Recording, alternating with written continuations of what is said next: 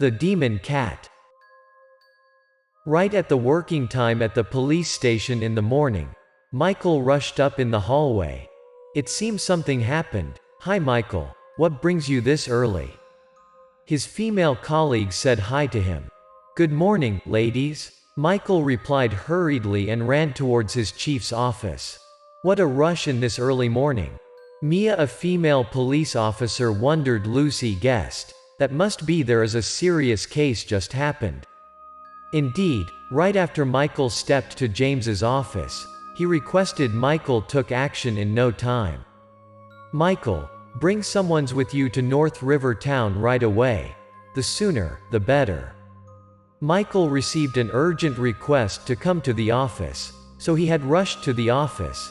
He was also curious what happened to be that urgency. "What happened, Chief?" James briefly explained the case at North River Town. "There is a report from the villagers at North River Town. Lately, there are lots of children go missing. There were some of the villagers got severe injuries because of being bitten." "There is a wild beast in the town?" Michael asked to confirm. There must have been a wild beast to bite the villagers. Regarding the missing children, that must have been a kidnapper around, Michael suspected. There is no wild beast or dangerous animal. The villagers suspected the culprit as an old lady, a dead old lady who had been come back to life and turned to be a demon, the chief said. Even though Michael had experienced multiple weird cases before, he has never heard anything like that. How a dead lady came back to life and became a demon. What is the truth? But it was not a thing that could be delayed, the chief requested him. This is a top urgent case. Let's go to the North River Town to clear the scene. If there is anything, let me know. Who knows what happened? Might be people just made thing up. Michael had to come to the town to handle the case. Michael was not clear after hearing from the chief.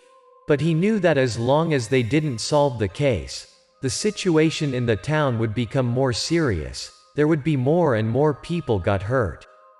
Children go missing, so he had to put an end to that rumor as soon as possible. And eventually, Michael received the case. Yes sir. Michael didn't bring lots of people with him. He merely called Daniel, who was both his colleague and close brother. They two got along many cases already. Shortly, they came to North River Town, which was 20 miles away. The mayor came to pick them up at the gate. The two police officers had been welcomed as if they were celebrities, which made Michael felt a bit crazy and bombastic since that might pull a vine and shake the woods. "Thank God, your guys here." The mayor welcomed them. Michael asked him to dismiss the crowd and wanted to hear the whole thing briefly from him. "Hi. We wanted to hear briefly explain what happened lately in the village." The mayor took the two police officers to his office. He told them the whole thing on the way. This is all started from Amelia's family. Everything was supposed to be started from the old lady's family. They were just as normal as the others in the town. Amelia, the old lady who lived with her son and daughter-in-law, Andrew, and his wife was Emily. People heard Emily yelled at her mother-in-law every day, "Mom, you just eat and urinate all out here. How could I clean all of this?" It could easily see that the daughter-in-law wasn't a good person. The mother was very old and got rheumatoid arthritis and senior problems. Sometimes the old lady was unable to control her body and urinated right in her room. Emily was the one who had to clean the house, so she got irritated and yelled at her loudly. "Do you know how many times you did this today? Oh my God, how could I stay in this house? You're old and nearly die.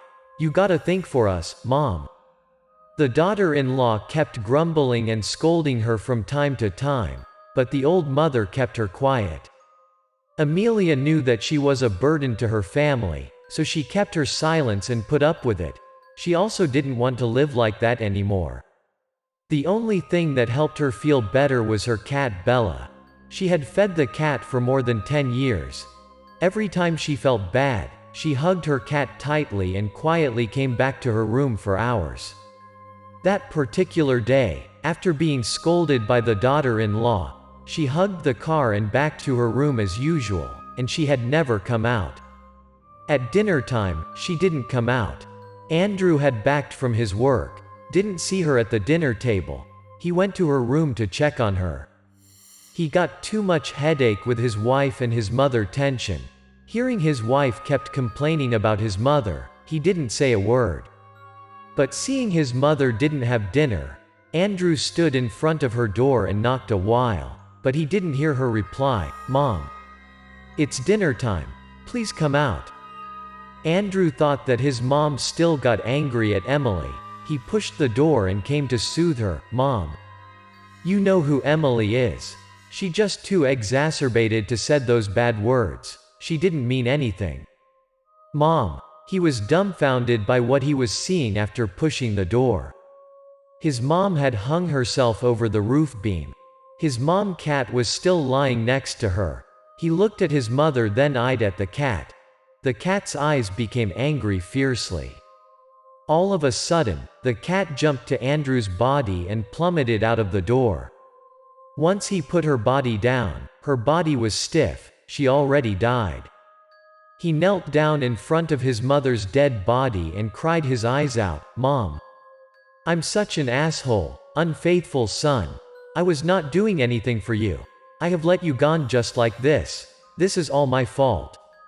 Mommy." Even though he had many tears, he could not change the fact that he and his wife had been mistreated his mother for such a long time, and his mother had gone forever. It seems like Amelia didn't want to die, but she had chosen an unpleasant way to die. She kept her eyes wide open. She was dead eyes open. Andrew and Emily prepared for her funeral. Before the coffin's delivery, the mother's body was still put in the house. Then Emily came out to get firewood for cooking. She suddenly screamed aloud when looking at the firewood loads. Hearing his wife scream, Andrew ran outside to check out. Why the heck Bella died here? Did it eat rat poison? His mom's cat had died there. No one knew why did it die there. Andrew and his wife thought Bella had eaten poison coincidentally and died there at the firewood loads. Then the two of them heard some knock sounds in the house. Emily startled and turned back. "What is happening?" "The sound is likely from inside of our house." That was from Mom's room. Clearly, there were no relatives or friends came to the funeral yet. How could the sounds come? They rushed back to the house to check out. They froze when stepping into the room. They saw the dead body was standing on the ground. The old lady had died for a while. How could she stand up like that? Andrew scarily called her, "Mom." The old lady heard them. She turned around and exposed her face to her son and her daughter-in-law. That wasn't the face of their mother anymore. It was likely the cat's face with its green eyes and sharpened teeth. The cat-faced lady shook her head a few times. Her mouth was angrily opened up, sounded like a cat. The two of them got both scared and surprised. They hardly understood what happened and kept their eyes on their dead mother, who just returned to her life. Scarily, the old lady came closer to them, as quick as a cat. She wasn't a rheumatoid arthritis lady as before. The daughter-in-law reacted against her first. She screamed aloud and ran outside. Demon, resurrection. Demon cat. Andrew took a bit slower to react. He stood there frozen from when he saw his mother revived, shockingly. Once he could pull himself together, everything seems too late for him. The demon cat was standing right in front of him. The demon cat used its sharpened claws to grab the unfaithful son. The claws went through his face. He shed blood, painfully and surprisingly. Andrew had been beaten by the demon cat. It was on him and tore him down. He was unable to resist it, just repeatedly called out his mom, "Mom. It's me. Mom. I'm your son Andrew, Mom." Regardless of how bad he cried out, the sharpened claws kept tearing out his body and face. At that moment, Andrew realized that the demon in front of him wasn't his mother, nor even a human. To be more exact, that was a demon, an old angry cat. Regarding the daughter-in-law, she ran for her life to the gate and yelled out for help at night. She ran towards her neighbor Uncle Samuel next door and tried to knock on the door with her bare hands. Open. Open the door. The neighbor opened the door and saw Emily was pale, stuttering. Demon, demon cat. Uncle Samuel got used to thrilling stories about corpse revival, but he had never seen by his own eyes. Besides, the daughter-in-law was too scared to make it clear. The neighbor decided to call out some more people. They brought sticks to the next door to check out what happened. Right after they entered the yard, they saw lots of tints of blood on the ground. Why on earth those tints of blood are scattering all over the ground? They had been bewildered and got scared of it. The tints of blood were scattering from the front yard all the way to the house. Uncle Samuel was a brave man. He asked a young man to guard the door, then he and another one came in. "You stand here to guard, let the two of us come in." Right after stepping into the room, they sensed the terrible smell of blood. There was a dead body on the floor. That was Andrew's body. The two of them came closer to see it clearly and nearly got vomited when confirming that was Andrew's dead body. Andrew's face got lots of scratches from the sharpened claws and still bleeding, and the most frightening thing was his all internal organs had been dug out, nothing left. The two of them then heard a loud scream outside. They ran out and asked the door guard, what happened? Jacob, the guard at the gate, gazed at the roof. "Look, what on earth is that?" They all looked at the roof. An old lady was squatting on the roof. She bore a cat face, and her teeth were grinning filthy, growling angrily. Hearing the sounds and seeing there were people, the demon cat jumped from roof to roof and disappeared in the dark of the night. So, the son had died. The daughter-in-law was too scared of what she had experienced. The old lady had been brought back to life and turned to be a demon. The story about her family had been spreading around the town. And since then there were a bunch of unexpected events happened at North River Town. Some families got stolen. They lost animals such as chickens, ducks, cats, dogs, and even their children. Villagers thought that was all because of the cat demon. "Oh my God, my kid went missing as well." The mayor said that his child went missing. He had to report to the police. Hopefully, they could help to find all of the missing kids. After hearing the whole thing, Michael decided to stay overnight in the town to investigate. He told the mayor, "We're gonna stay here the next 2 days to investigate and we'll give you the answer for all of this soon." "Oh, that sounds good." Seeing the two police officers was determined in the case, the mayor gave a relief sign. He brought them to a guest room nearby his office. Michael and Daniel discussed the case carefully. The two would wait to take action at night. They searched everywhere in the town to chase the demon cat out. They wanted to see if the demon cat was real or just in people's rumor. They had roamed around the town 2 days in a row but found nothing. On the third night, at midnight, Michael was taking his patrol around the town and hoped he could find a lead. He didn't find anything like the other day, so he tended to get back to the guest house. But out of the blue, he saw one of the gates was lightly opening. A masked man came out of that house with a big bag on his shoulder. The masked man looked suspicious and walked towards the town's entrance. "Hey, stop there. What are you doing?" Michael walked right after the masked man and yelled at him. The masked man got caught, so he tended to put the bag behind and ran off, but Michael could not go easy on him. He gave the masked man a double kick so that he fell to the ground. Michael held the masked man 2 hands behind the back, then used his belt to tie the masked man up. "Police. Tell me, what are you doing?" After tying the masked man, Michael came and opened the bag. There was a kid inside. Michael came to the house and gave the kid back to his parents. It turned out that he was a kidnapper. He took advantage of the night when the parents fell in a deep sleep. He sneaked out to the house and took the kids away. Michael took the kidnappers to his place after giving the word to the parents, "Be careful and watch out your child," for their safety. While walking with the kidnapper a few steps, Michael heard of the shooting. He knew that it was his coworker, Daniel, that was absolutely something wrong with him. Michael worried about Daniel's safety. He tied the kidnapper to a big tree nearby and took the gun out, ran towards the shooting sounds. What happened? When he arrived at the scene, he saw Daniel was backing on the wall, using his right hand to cover his bleeding injury in the left hand. "I saw the demon cat, the old lady," Daniel sputtered. He said that he not only saw the old lady but also got scratched by the demon. Daniel said that once they were slit up when being at a corner.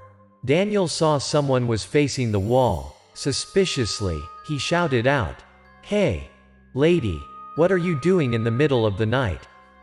Daniel's scream made the old lady got scared and turned around. He could see that was a cat-faced old lady. Her eyes were so green, glowing in the dark night. She was eating an alive chicken. Her mouth and fangs were covered with blood, very scary. Daniel quickly took out his gun and stepped towards her. "Put your hands up." But that was useless. Daniel could not think that the demon cat tossed the half-chicken to him. He eventually raised his hands to cover. The chicken's blood was scattered around and stuck to his body. The old lady jumped toward him. She was likely to lose her consciousness, grabbed her chicken, gobbled down the chicken, and unintentionally scratched Daniel's left hand. She was as quick as a cat, jumped up and down the roofs. Daniel tried to pull himself together and fired 2 times at the cat demon. Daniel was one of the best shooters at the police station. The 2 shoots reached the cat demon, and she fell out from the roof.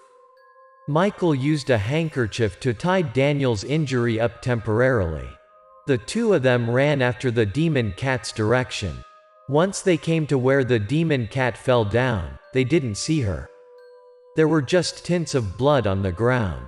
Michael then backed and reported to James. The chief sent a crew to North River Town then and searched around. But Amelia, the old lady, was still nowhere to be found. James also sent some more police officers to the town until 3 days later, there was a piece of news. A crew at North had killed a cat-faced lady. The chief asked Michael, and Daniel came with him to verify if that was Amelia, the old lady they had seen at North River Town. "Hello, James." The forensic expert came to welcome them. James, Michael, and Daniel had been taken to the morgue to examine. The expert took off the white cover and told them, "You guys gotta prepare for seeing this." Among those 3 of them, only Daniel saw the demon cat by his own eyes, so James asked Daniel to check. "Daniel, come and have a look. There is only you could confirm." Daniel took a deep breath and came closer to the dead body. Daniel could recognize that was the cat-faced lady he had shot that night, instantly, but there were countless bullet holes on her body. Hearing Daniel confirmation, the chief gave a relief sign. All North River's residents would not be in trouble anymore. Moreover, all of the missing kids had been rescued already. The missing children cases weren't related to the demon cat. The culprit was the one Michael had caught that night. After then, the story about the cat-faced lady had been spread around in multiple versions. Up to now, this is still a very interesting topic for everyone to discuss. No one could answer why the old lady bore the cat's face and became a demon. In the end, this is both a scary and pitiful story.